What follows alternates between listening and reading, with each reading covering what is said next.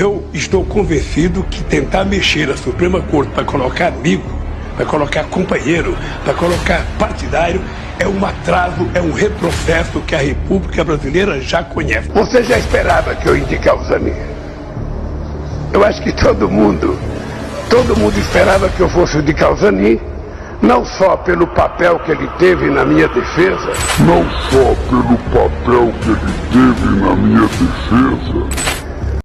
Que orgulho que venha Cristiano Zanin para compor este imaculado clube supremo, para que nós possamos limpar a política, para retirar da vida pública esses seres abjetos e crápulas como Deltan Dallagnol, Sérgio Moro, Carla Zambelli, Nicolas Ferreira e finalmente Jair Bolsonaro. E também todos aqueles que ousem tentar quebrar a harmonia entre os poderes. Que o Supremo continue lutando pela nossa liberdade, porque é isso que nós, o povo, claro, que somos leigos, ignorantes e mal informados, espera da sua clarividência e de sua imparcialidade. Eu não me caibo de tanto contentamento.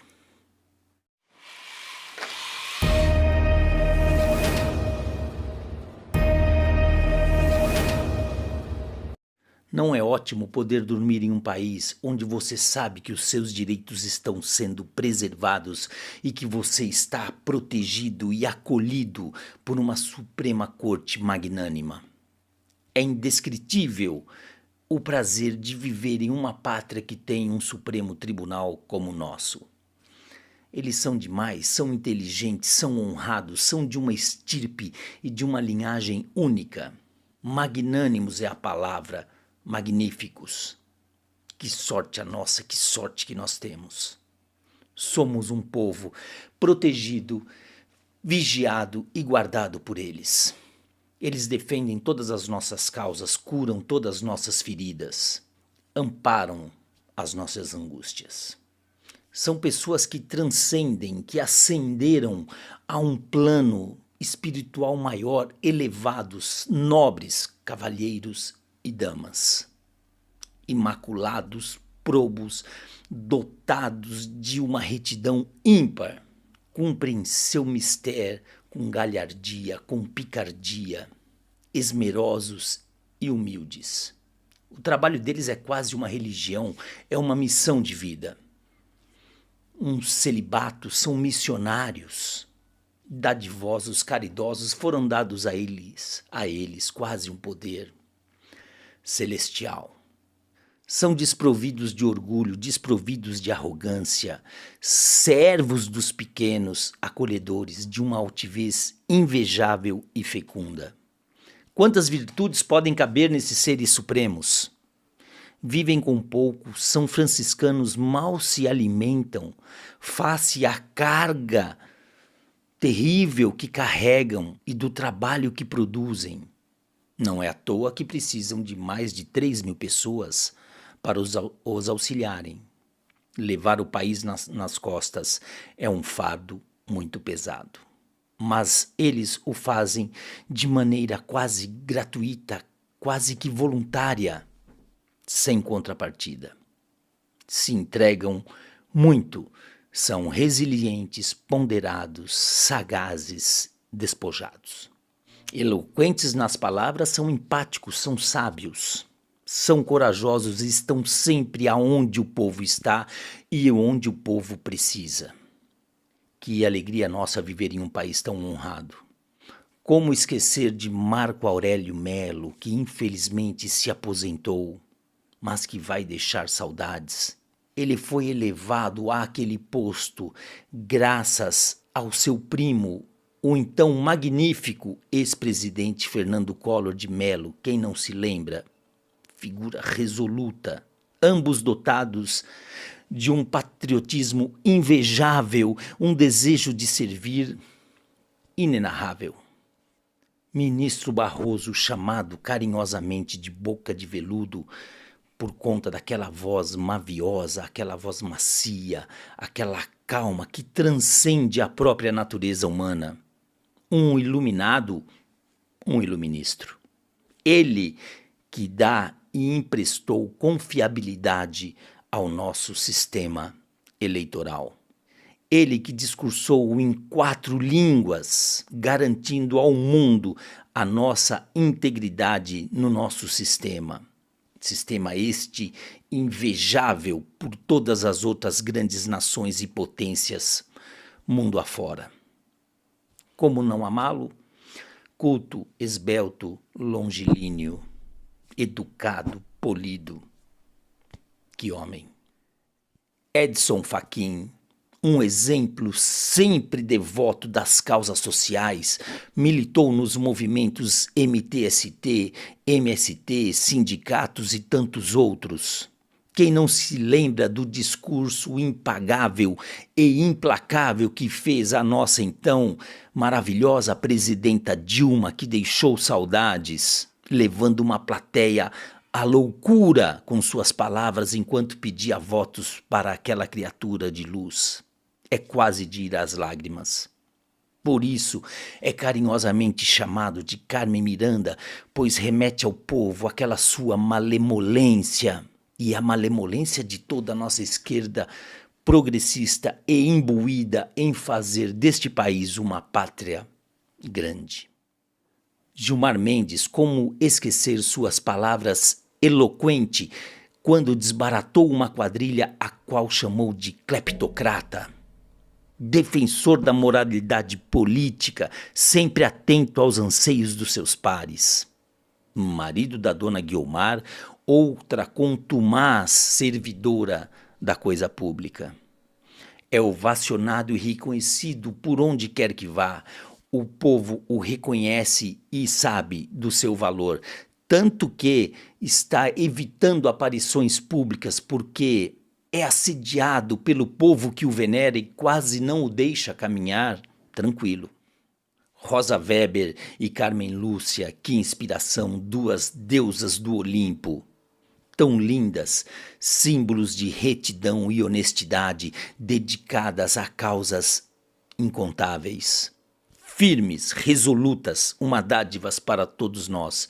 Mudam sempre de opinião ao sabor do vento, quando chamadas a interceder.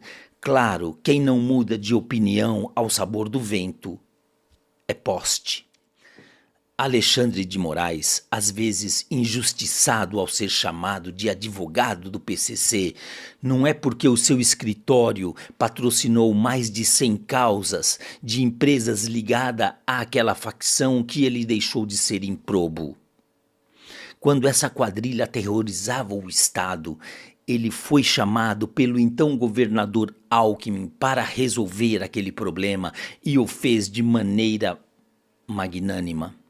Quantas vidas de policiais foram salvas naquele conchavo? Dali, para se transformar em secretário da Segurança Pública, foi um pulo. Reconhecido por seu papel, foi alçado a ministro da Justiça pelo então presidente Temer, outro ícone da política brasileira, e depois colocado em seu atual posto de magnânimo supremo ministro. Posto que nasceu para ocupar devido ao brilhantismo de sua cabeça. Dizem que plagiou um livro e suas teses, faltando a verdade em seu currículo.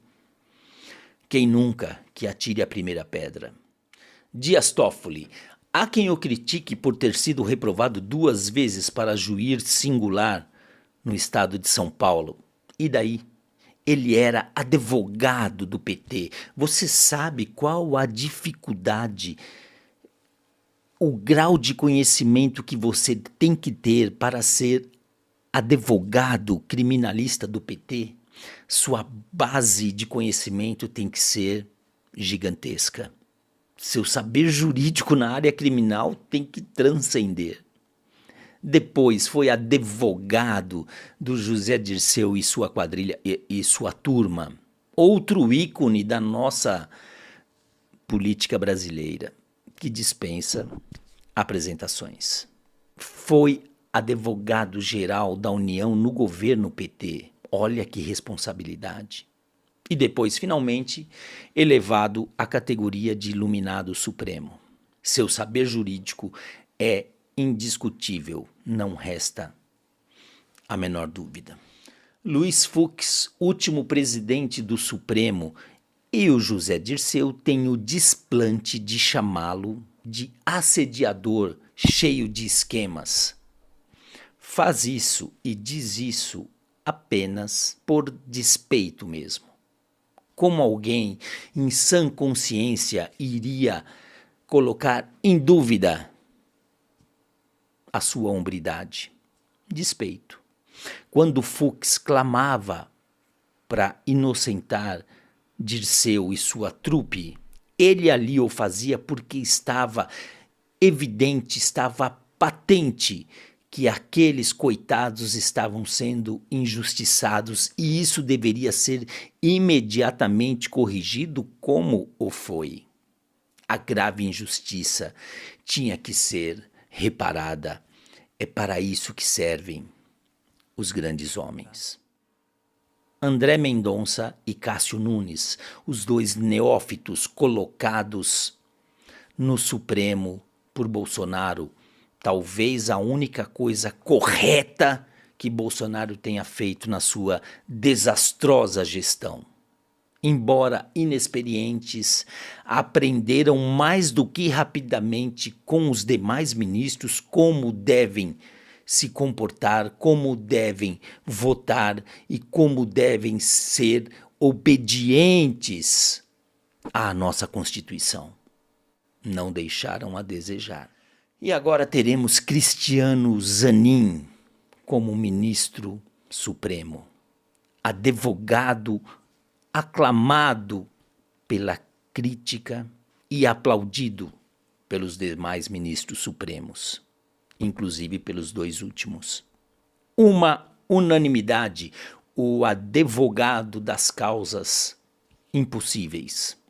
Claro, pelo mérito de ter defendido o atual incorruptível presidente que nós temos.